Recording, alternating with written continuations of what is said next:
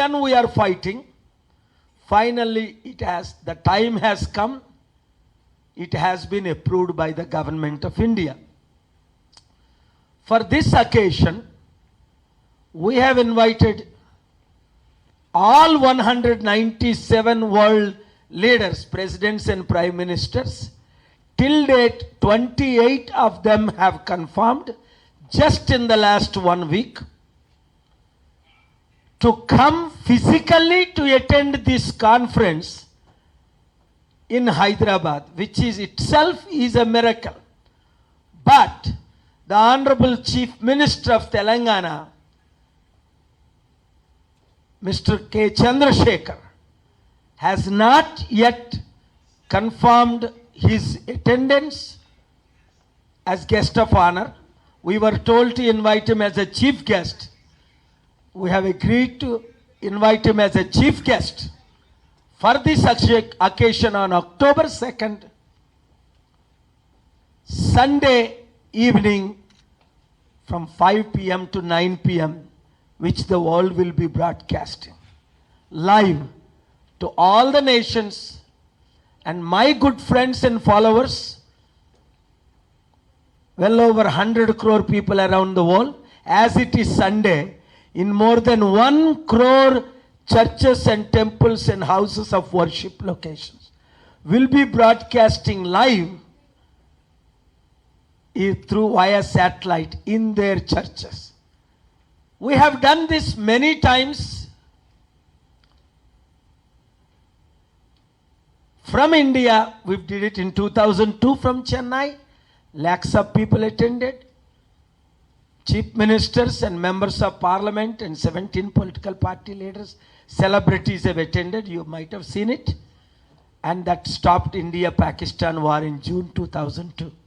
Peace is possible. Different leaders explain peace in different way, but we do in a simple way. Peace for individual lives, families, communities, cities, and nations of the world.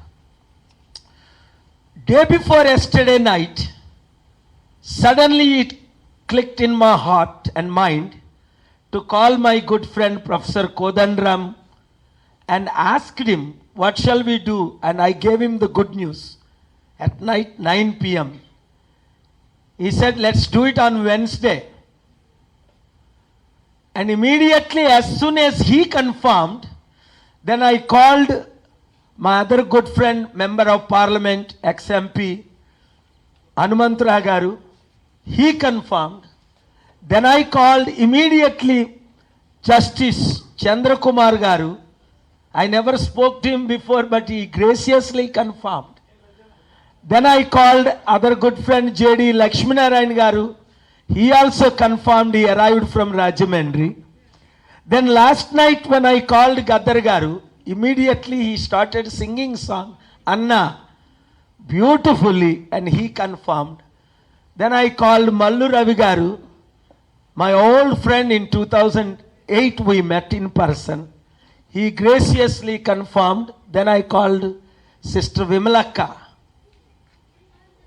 She graciously confirmed and attended. And I then informed my co-host, Roshe Garu, Principal Retired Secretary IAS. I said, this is not a political meeting or a party meeting or a religious meeting.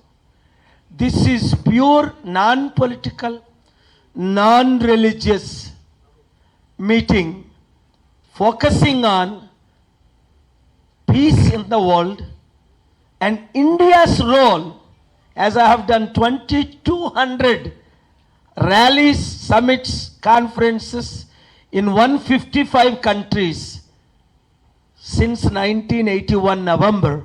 I have seen the beauty, radical conversions of Saddam Hussein's, Gaddafi's, and General Musharraf's, and Sudan President Bashir and Syrian President Assad. 10 out of 10 dictators graciously accepted peace and suspended their wars and joined. Sadly, then some presidents, my good friends then, George Bush and others backed off promoting peace. Then I wondered why. Warlords and dictators have agreed for peace talks, but why American presidents and UN Secretary Generals and NATO Secretary Generals don't want? I am a very naive person sometimes. Then I investigated. I said, what? $2 trillion is an income per year, 8% of the GDP US, war related. Oh my God. 2 trillion, 2.5 trillion. That is the entire GDP in GDP of our Indian country, Indian nation. 2.6 trillion. Wow. So they don't want peace. Then I went, I said to my good friend then George Bush, 48 governors were there. His 5 top 2 leaders were there. Why have you fooled me, George? You told me to go to Iraq. I took Devagowda ji, Prime Minister, one time. I took Balayogi ji. I took so many MPs from 17 parties. Saddam agreed for peace December 23rd, 2002. And you declared war March 19th. The same time, another major war was declared. What is going on? Then I said it to George. At that time he was the president. He said, George, you're going against God's will. America will lose its global good image if you declare war. I conducted a meeting in Washington, D.C. and Harrisburg. Please listen to this carefully as this is live now. On January 23rd, 2003, 48 US governors out of 50. You have seen the head of that governor, Mike Huckabee. He was here in Hyderabad. Chairman of 50 governors to promote peace. When? 1 month before the war, March 19th was war. March 1st he was here in Bhimavaram, in Hyderabad, in Visakhapatnam. Chandravva Naidu garu came without invitation, waiting 2 hours. How did you bring the chairman of 50 American Governors Association, Mike Huckabee?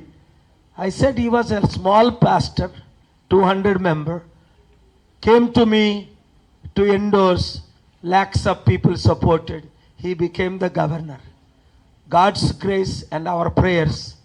And he was faithful. He ran for president, you all know. He supported against his own friend George W. Bush for peace in the world against Iraq war. Remember the date? 2002, March 1st, Bhimavaram meeting, evening, daytime was here, I believe with 50,000 widows and little Teresas. You all remember that historic day. Sadly, the next day Balayogi garu died in the helicopter crash. He stood for peace. Balayogi garu stood for peace. Huckabee stood for peace. Except 2 American governors, because Gadar garu asked one question, manchi question. Who supports peace? Ani 48 American governors openly supported. 99% of the world support peace today, except 1% extremist, whether it is ISIS or Al-Qaeda in Muslim world, or in the Christian world, radical pastor like the man who tried to burn Quran in Florida. You all saw how he stopped, or other extremists in Hindu community. There are only 1-2% radicals and extremists who want war. But 99% of the world is seeking for peace. And today it is the evidence. When I announced peace talks between Ukraine and Russian president, after I spoke 7 minutes with President Putin, he denied. And you all saw live. I announced the peace talks with all 197 presidents.